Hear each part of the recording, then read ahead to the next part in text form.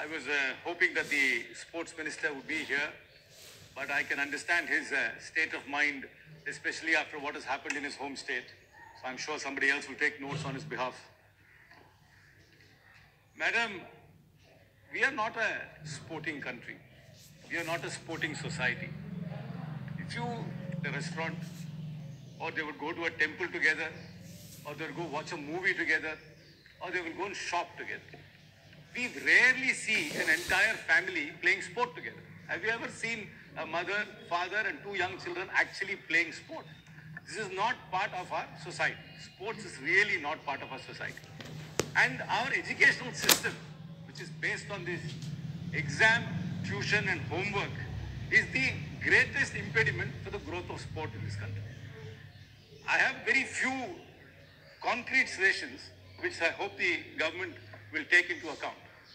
First, there should be no school, whether private or public or government school, which can function legally without having a sports ground of its own.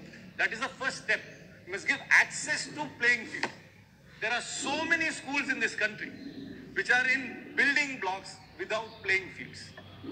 Second, physical education teacher is compulsory in every school, and he must be given the respect the maths teacher gets. He must be given the respect that the chemistry teacher gets. In most schools, the physical education teacher is only used to catch late coming students or to punish students who are in detention. There is no respect for physical education teachers. First step is to start the society, the educational system must start respecting the physical education teachers.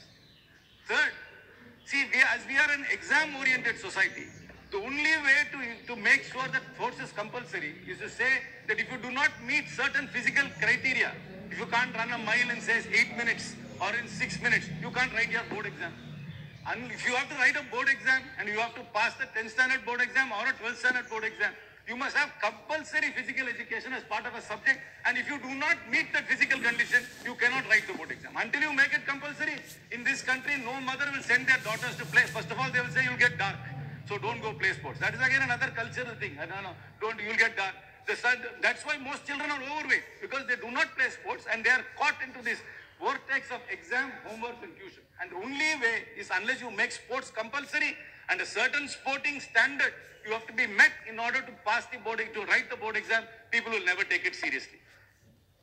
Madam, I want to tell you something else. Please don't build large stadiums. Building of large stadiums is the biggest waste of money. We hardly use stadiums. If you do a proper audit and you check how many times a stadium is used where it put its full capacity, you will realize it is used very, very minimally. Please do not build stadiums in this country. Please build smaller stadiums which can be dismantled after a sporting event and moved elsewhere. We do not need large stadiums in this country. And please, let us also make sure that the existing big stadiums are converted into training centers and sports hospitals. The government must conclude an audit of all large stadiums and submit a report to this August House. Madam, the other thing is, please start hiring sportsmen in the government institutions. Sports recruitment is very, very low. Most sportsmen don't become IPL players and do not get endorsements. They have their playing career and their playing career ends and there is no social security for them. Please start hiring sportsmen in all government institutions, but don't tie them up to desks. Allow them, hire them in sports quota and encourage them to travel throughout the country trying to spot talent. In fact, even CSR budgets of companies must be encouraged to hire sportsmen, but they must not be given desk jobs.